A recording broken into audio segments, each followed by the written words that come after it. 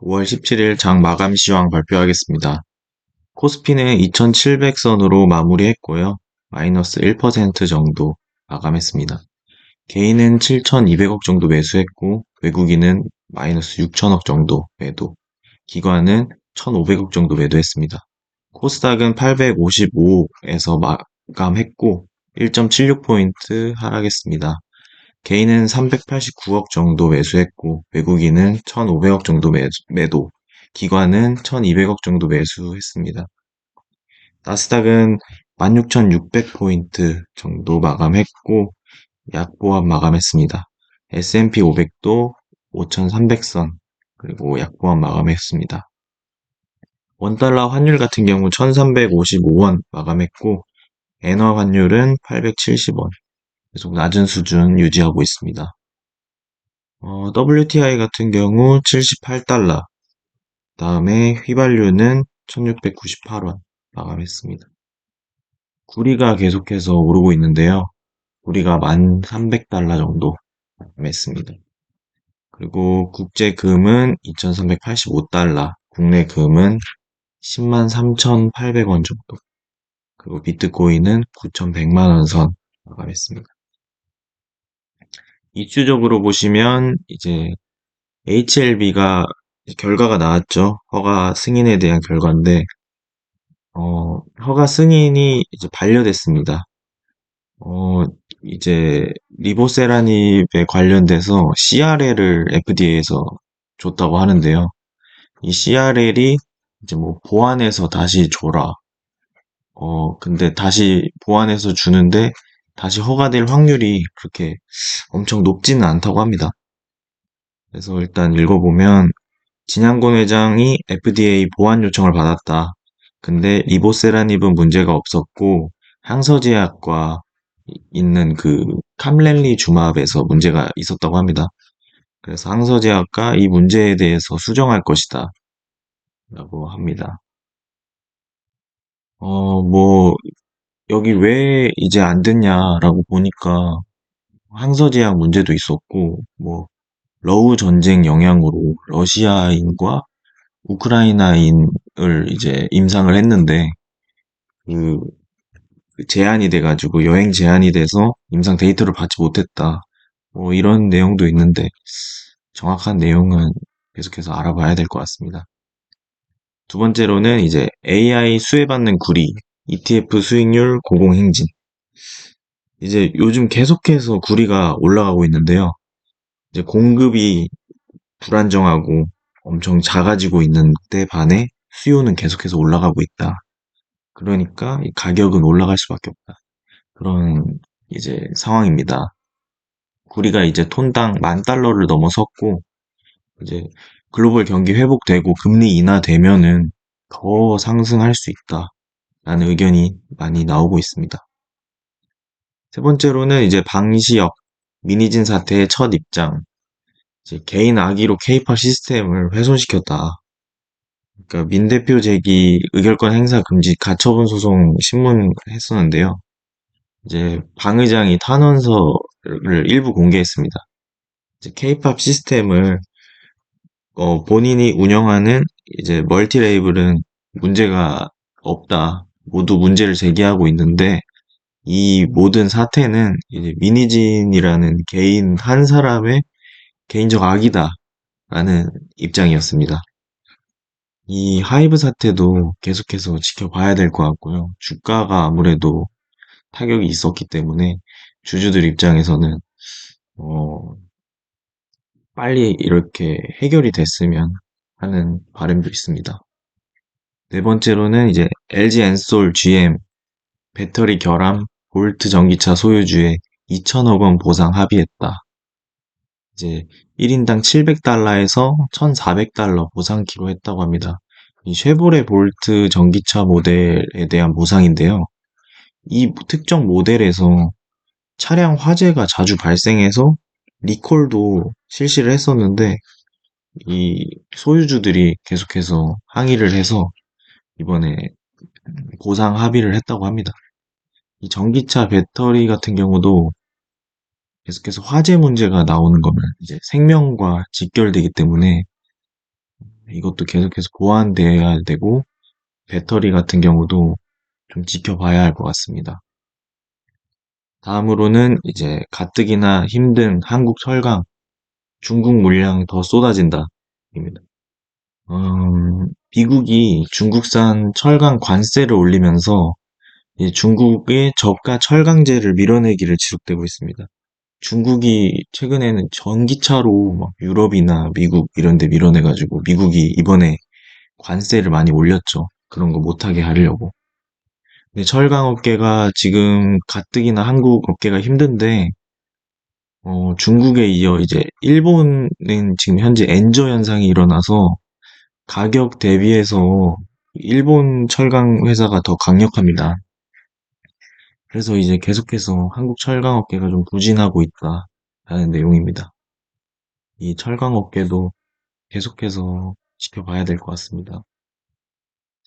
여섯 번째로는 이제 아까랑 비슷한데 이제 시장의 폭주, 미국 선물 시장 구리 가격 사상 최고치를 기록했다. 파운드당 5달러가 넘어섰고 지난주만 11% 급등했다. 아무래도 이 구리 관련된 이슈로는 제가 따로 정리해서 산업 분석으로 해서 한번 만들어 보겠습니다.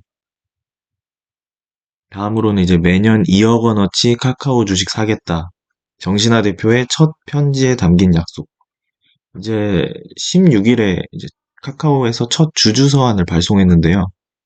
이제 투명성, 책임 경영을 강조하고 이제 매입 후 재직 동안은 이 카카오 주식을 매도하지 않겠다라는 글도 적었고요. 그리고 본인과 뭐 임원들 뭐 상여금이나 이런 거를 주가와 연동해서 3년치 평균으로 이제 뭐 가져가겠다. 뭐 이런 제도는 그 임원이나 이런 대주주가 아닌 임원분들이 그 돈을 벌기 위해서 계속 주가를 신경 쓰기 때문에 이런 거는 되게 좋다고 봅니다, 저는.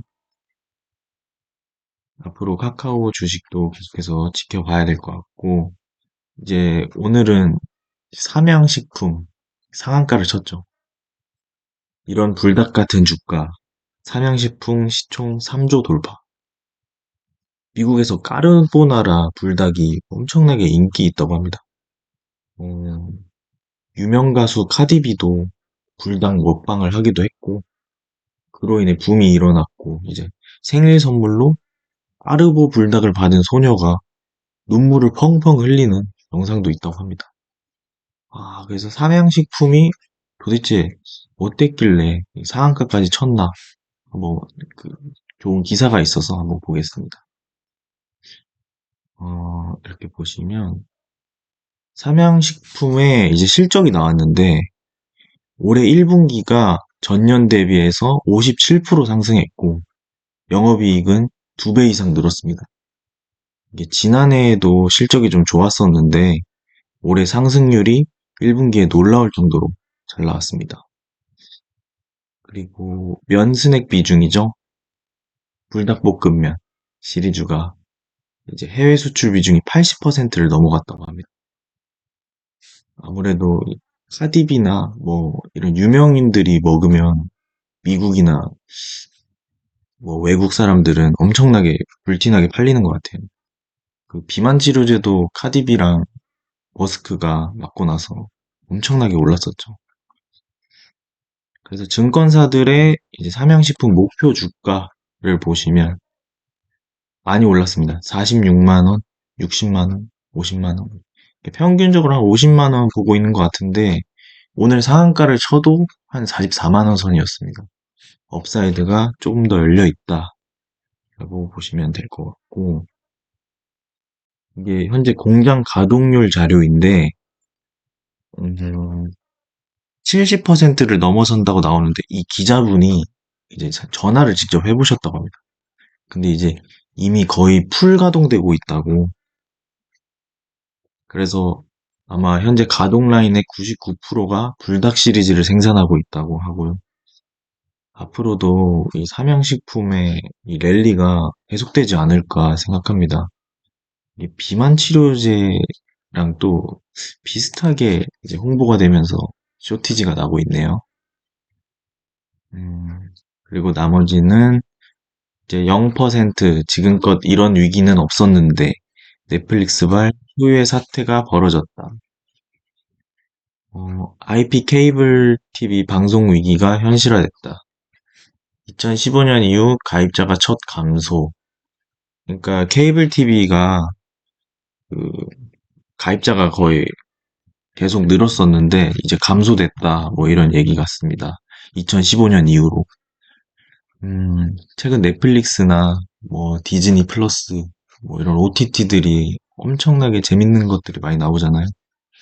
거기도 돈을 걷는데 이 케이블 TV까지 그 돈을 거두니까 사람들이 아예 가입을 안 하고 있는 것 같습니다. 음, 그렇군요. 이제 뉴욕 시황 정리하고 마무리하도록 하겠습니다. 이제 뉴욕 증시는 어제 CPI 결과로 인해 금리 인하 기대감으로 장 초반에 좀 상승했었습니다. 근데 연준인 의원들의 발언에 의해 하락 마감했습니다. 월가에서는 이제 9월이 아닌 7월부터 금리를 인하할 수 있다는 얘기도 나오면서 장 초반 상승 분위기가 나왔었는데요. 그러나 이제 뉴욕 연은 총재가 지표가 좋게 나오고 있는데 금리 인하를 할 만한 정도는 아니다. 라면서 시장 분위기를 가라앉혔고 토마스 연은 총재 또한 비슷하게 말을 하면서 장후반 갈수록 차익 실현 매물들이 많이 나오면서 시장이 하락 마감했습니다. 또 엔비디아는 장 초반 역사상 최고치를 찍고 약보합 마감했고 실적 발표에 대한 우려도 계속 점점 나오고 있는 모습입니다. 이번 실적은 이제 예상치를 훨씬 상회해야 주가가 탄력받을 수 있기 때문에 22일 발표되는 실적에 모두의 시선이 집중되고 있는 모습입니다. 그리고 테슬라는 계속해서 그 FSD에 대한 정부의 과장 광고 소송으로 인해 잡음이 들려오고 있습니다. 게다가 이제 전기차 판매량이 또 줄어드는 모습이 나오면서 앞으로 계속해서 헤쳐나가야 할 관문이 많아 보인다 정도로 보입니다. 계속해서 이제 시장이 올랐다 내렸다 혼조세를 보이고 있는데 그만큼 지금 시장이 현재 밸류에이션이 높다는 것으로 보입니다. 이러한 밸류에이션과 기대감을 다 충족시키는 결과가 엔비디아 실적에서 나온다면 계속해서 이 AI 랠리는 계속해서 갈 가능성이 있습니다. 엔비디아 실적 발표를 주목하며 시장을 계속 팔로우해야 될 것 같습니다. 이상입니다.